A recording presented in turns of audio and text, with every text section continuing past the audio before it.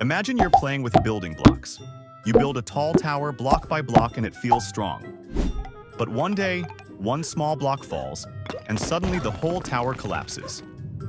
That's kind of what happened in 2008, but instead of blocks, it was money, banks, and people's homes.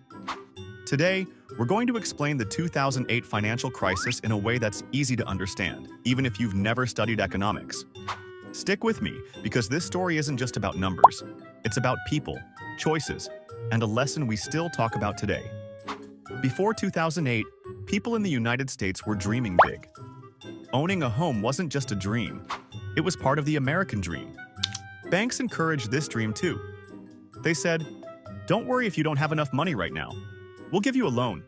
You can pay us later." Many families jumped in. People believed home prices would keep going up forever.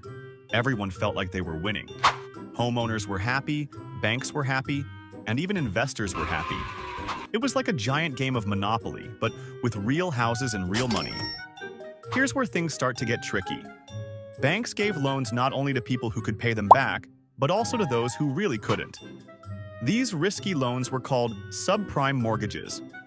Think of it like lending your friend candy today, even though they don't have any money to pay you back tomorrow. The banks were hoping that house prices would keep rising, so that even if someone couldn't pay, the house itself would be worth more than the loan. At first, it worked. Prices were rising fast. People refinanced their homes, taking out more money to buy things or invest elsewhere. The economy seemed unstoppable. But underneath, the foundation was shaky. Wall Street saw these risky loans as a chance to make more money. They bundled thousands of mortgages together into complex financial products called mortgage-backed securities. Imagine putting lots of different candies into a big jar and selling it to someone else, saying, "Trust me, it's all sweet." Investors all over the world bought these jars, thinking they were safe. But not everyone realized some candies were spoiled, or in financial terms, some mortgages were going to fail. The more banks and investors tried to make money from these packages, the bigger the problem grew. It was like building that block tower taller and taller, even though some blocks were already weak. By 2006, some people were starting to notice cracks. House prices began to stop rising. Some homeowners who couldn't afford their loans started defaulting, meaning they couldn't pay back the bank. At first, it seemed small, a few defaults here and there. But these small problems spread quickly. Remember the jar of candies? Once a few candies were spoiled, everyone realized maybe the whole jar wasn't as sweet as they thought. Banks started losing money, investors panicked, and suddenly, the financial system was more fragile than anyone imagined. The scary part is how connected everything was. Banks, investors, homeowners, they were all linked like dominoes. When one fell, it pulled down the next, and then the next, faster and faster. By 2008, the dominoes were crashing everywhere. Big banks like Lehman Brothers went bankrupt. Other banks teetered on the edge. People lost their homes, jobs, and life savings. The stock market plunged, and panic spread worldwide. It wasn't just an American problem. Because Wall Street is connected to the global economy, the crisis reached Europe, Asia, and beyond. Countries faced recessions, businesses closed, and millions of people felt the impact in their daily lives. During this time, most people didn't understand why it was happening. They just saw the chaos: houses being foreclosed, banks failing, and families struggling. News headlines were full of words like toxic assets and bailouts, which sounded confusing and scary. Governments and central banks had to step in to prevent total collapse. They rescued banks with trillions of dollars, hoping to stabilize the system. Some people were angry. Why should taxpayers save banks that made bad decisions? But without these actions, the crisis could have been even worse. When the dust settled, the effects of the 2008 financial crisis were everywhere. Millions of families had lost their homes because of foreclosure. Jobs disappeared as companies downsized or went bankrupt. Retirement savings shrank overnight. Imagine working your whole life, saving every penny, and suddenly the bank tells you your investments are worth half of what they were yesterday. For many, this wasn't a hypothetical. It was reality. Families had to tighten their belts, students delayed college, and the once booming American dream seemed out of reach for years. To stop the economy from completely collapsing, the government stepped in. They gave money to failing banks, guaranteed loans, and even bought toxic assets, those bad candies we talked about earlier. This was controversial. Many people were angry, asking, why are we saving banks instead of helping families? But without intervention, the financial system might have stopped functioning entirely. The goal was simple: prevent a total collapse that could have led to an even deeper global recession.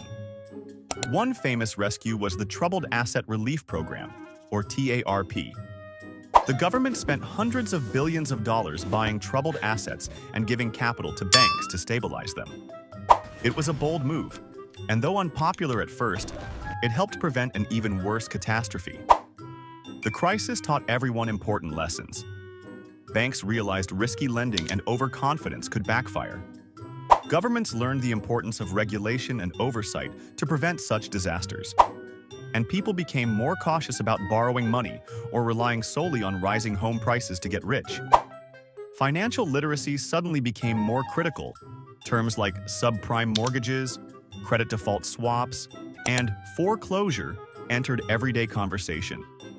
People started understanding the importance of saving, budgeting, and asking tough questions before taking big financial risks. The 2008 crisis wasn't just an American problem. Because economies are interconnected, countries worldwide felt the shock. European banks suffered huge losses, and nations like Iceland and Greece experienced near collapse in their financial systems.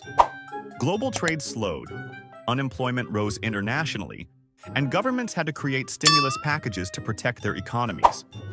The crisis revealed one big truth: when one major economy stumbles, the world feels it. Behind the numbers and headlines, real lives were changed. A teacher in Detroit lost her home and had to move in with relatives. A young professional in New York watched his 401k shrink by tens of thousands of dollars. Families postponed having children or buying homes for years. The human side of the crisis reminds us that economic events aren't just abstract. They touch everyone's daily life. People learned resilience, adaptability, and the value of planning for the unexpected. In the years after 2008, governments and financial institutions made changes to prevent a repeat disaster. Regulations like the Dodd-Frank Act aimed to make banks safer and more transparent. Stress tests were introduced to ensure big banks could survive economic shocks. However, some argue that the system is still vulnerable, and similar risks exist today.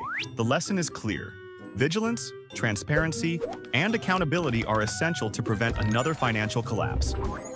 At its core, the 2008 financial crisis was a story about risk, greed, and consequences. People and institutions took shortcuts, assumed house prices would always rise, and trusted complex financial products without fully understanding them. When reality hit, the dominoes fell hard and fast.